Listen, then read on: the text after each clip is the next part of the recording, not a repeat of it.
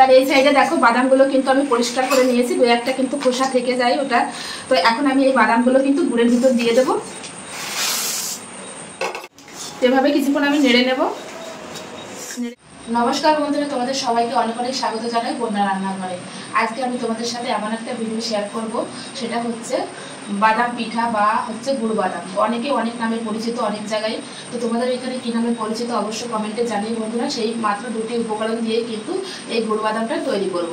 তো প্রথম থেকে শেষ পর্যন্ত ভিডিওটি দেখতে থাকো, আশা করি তোমাদের অনেক অনেক ভালো লাগবে বন্ধুরা। আর যে সকল বন্ধুরা আমার চ্যানেলে নতুন, ফেসবুক থেকে দেখলে অবশ্যই পেজটি ফলো করবে, আর ইউটিউব থেকে দেখলে অবশ্যই চ্যানেলটি সাবস্ক্রাইব করবে। তার জন্য দুটো উপকরণ নিয়েছি, এখানে যে চীনা বাদাম আর নিয়েছি আখের গুড়। তো প্রথমে কিন্তু এই যে বাদামগুলো আমি খুব সুন্দর করে বেছে নিয়েছি, এর ভিতর কোনো পোকা বা কোনো রকম কিছুই নাই। তো এটা এখন আমি সরাসরি কিন্তু গ্যাস ধরিয়ে গ্যাসের উপর কড়াই বসিয়ে দিয়েছি, কড়াইতে দিয়ে দেবো, হালকা একটু ভেজে নেব।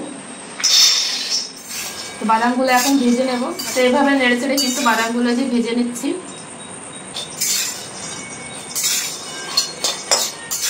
বাদামগুলো কিন্তু খুব সুন্দর করে ভেজে নিয়েছি। এখন কিন্তু একটা প্লেটে ঢেলে নেব, ঢেলে কিন্তু ঠান্ডা করে নেব। প্রথমে কিন্তু ঠান্ডা করে নেব। আর এই সাইডে কিন্তু কড়াই গরম আছে, তো কড়াইতে কিন্তু আমি এই যে আখের গুড় দিয়ে দেব। গুড়ের ভিতরে সামান্য পরিমাণে একটু জল দেব। গুড়টা কিন্তু এইভাবে গলিয়ে নেব, আর গ্যাসের ফ্লেমটা কিন্তু লোতে রাখতে হবে। আস্তে আস্তে কিন্তু গুড়টা গলতে শুরু করবে। গুড় কিন্তু গলে গিয়েছে এই যে, তো এখন একটু জাল করে নেব। আর এই সাইডে যে আমি এই যে বাদামগুলো ভেজে রেখেছিলাম ঠান্ডা হয়ে গেছে, এখন কিন্তু হাতের সাহায্যে এই যে এইভাবে খোসাগুলো ছাড়িয়ে নেবো। এইভাবে এই যে খোসাগুলো কিন্তু ছেড়ে যাবে, এইভাবে সব খোসাগুলো ছাড়িয়ে নেবো। তো আমি কিন্তু এই যে এরকম একটা স্টিলের প্লেট নিয়েছি, উবুর করে নিয়েছি প্লেটটা। তো প্লেটের উপরে কিন্তু একটু তেল মাখিয়ে নেব। এই যে গুড় কিন্তু আমি জাল দিয়ে নিয়েছি এই যে। তো এখন আমি দেখবো যে গুড়টা কিন্তু এই যে বাদাম পিঠার জন্য রেডি কিনা। তার জন্য কিন্তু এই যে খুন্তিতে করে একটু গুড় নিয়ে কিন্তু এখানে একটা বাটির ভিতর জল নিয়েছি, জলের ভিতর দিয়ে দেবো এই যে। তো এই যে ঠিক যদি এই যে এরকম উঠে আসে তাহলে ভাববে যে একদম রেডি। এই যে তার একটু হবে, এখনও কিন্তু পুরোভাবে উঠে আসেনি। এই যে তার একটু জাল দেবো। তার এই সাইডে দেখো বাদামগুলো কিন্তু আমি পরিষ্কার করে নিয়েছি, দু একটা কিন্তু খোসা থেকে যায় ওটা। তো এখন আমি এই বাদামগুলো কিন্তু গুড়ের ভিতর দিয়ে দেবো।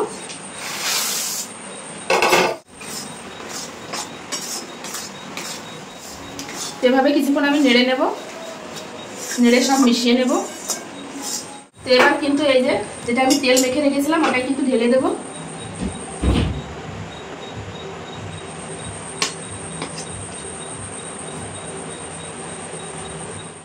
এই যে আর একটা প্লেটে একটাই কিন্তু ধরবে না, যেহেতু অনেকটা পরিমাণে, তার একটাই দিয়ে দেবো।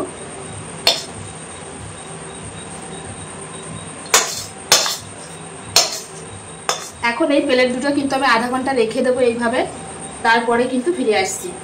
তার একটু শুকোলে কিন্তু আমি কেটে নেবো, না হলে কিন্তু বেশি শক্ত হলে আবার কাটা যাবে না। তো এই অবস্থায় একটু শুকোতে দেবো, মানে একটু টেনে গেলে তারপরে কেটে নেবো। তো এখন একটু কাঁচা আছে, কাঁচা অবস্থায় কিন্তু আমি একটু এই যে পিস পিস করে নেবো।